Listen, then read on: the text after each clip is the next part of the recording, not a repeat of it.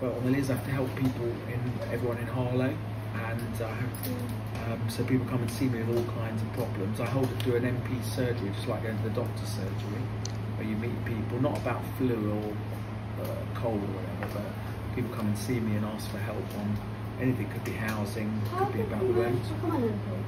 Oh, that's a long story. So I literally went to Parliament when I was 10 years old, and because previously what happened was an MP came to my school, which was in North London, when I was 10.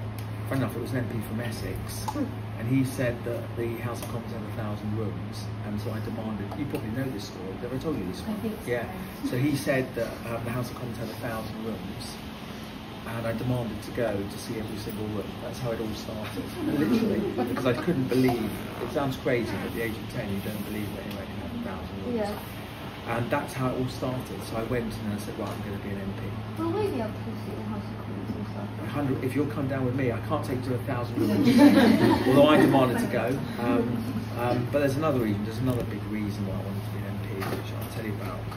As you can see, I've got bad legs, right? So when I was born, I never could walk at all. And in fact, when I walked on, if I did walk, it would be on tiptoe, a bit like a ballet dancer. Yeah. And then I would fall over and my knees went in, and my feet went in like that. And at the time, they all said, they thought, because things were very different in those days, I was born in 1969, so I'm really old. Oh, I love you. So I was really old. And, but I couldn't walk, and they said I wouldn't be able to walk or do anything. Literally, that's what the doctor said, because that's how people felt if you had disabled at that time. It's hard to believe. But then we went to Great Ormond Street Hospital. Have you ever heard of that? Yeah. Has anyone been there? Once. You've been there. Did you like? Was it good? Yeah, they were nice. They were amazing. Yeah, it was so nice. I love the Great Ormond Street Hospital, every part of my body, because there was a famous professor there, and he said actually he could sort me out. Yeah. So I had lots of operations all through my childhood up until the age of 17. And not just at Great Ormond Street, but other hospitals. I used to have to go to Great Ormond Street Hospital every single week for years and years and years. And in those days you could park outside the door. Nowadays you can't, of course. But, so I know that hospital really well, so I love that place.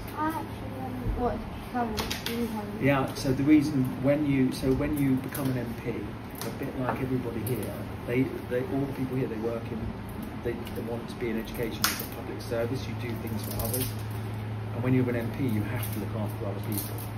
So I wanted to be an MP, not just because I love Parliament, I went when I was 10, but because I thought I'd be given a chance to be able to walk and do stuff that I was never thought I could ever do. And so I thought, well, I'm going to be an MP, I'm going to look after a community and try and help people, albeit in a different way, and also could make our community stronger and do stuff. And I never imagined it, because none of my family were political at all. Yeah. I actually think I had a similar story. Tell me. I had a lung condition, cystic fibrosis. Wow, yeah, I do, yeah. And basically when I was younger, I got told I wouldn't be able to do a lot of things kids today can do. And actually in year 6, I ran cross country and came through. That's incredible. Give me a handshake. So you know what? The thing I learned growing up is, okay, you need support sometimes with your family, you need support with friends and great people like Place2Be, but if you have a bit of determination, you can do anything. If you can run the cross country, it shows you'll be on the moon next. So it shows that you can really do it. Not always, but if you have a bit of determination, you can overcome whatever difficulty you have in life. You can really make a difference.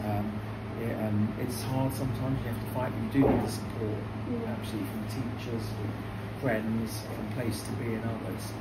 You got all the badges? Wow. So what's the one on the left? You've got these badges on. What's the one right down on the left? My left. Sort of like a man with his... Jack Skeleton. Yeah, that one. Yeah, what's that one? Jack Skeleton. What is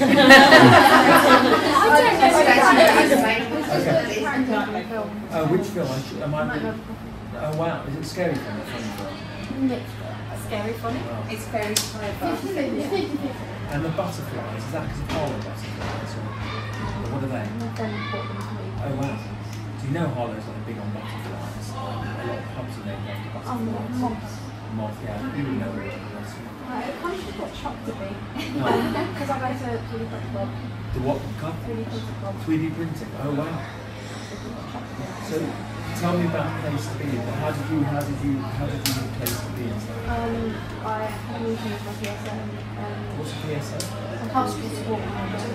okay. And she referred me to Place2Be.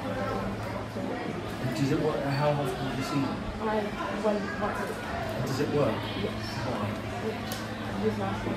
Yeah. Did it make a difference? Yeah. What about you? Yeah, we were saying we don't use salaries, but we do see a lot of schools very advertised for it. So if we do talk to someone, it's always sending out to talk to. That is always. Yeah, and seeing friends who've been through and seeing how much better they Yeah. how much it's helped them.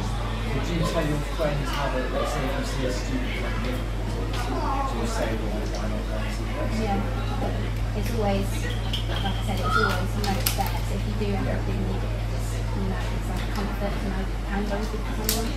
What do the boundary guys show? I've got peer mentor and then debt girl, and he is certified. Wow. How have you become head boy and head girl? It's a long process. We've been doing it this year for the year 10. We did it really recently. They're going up Monday.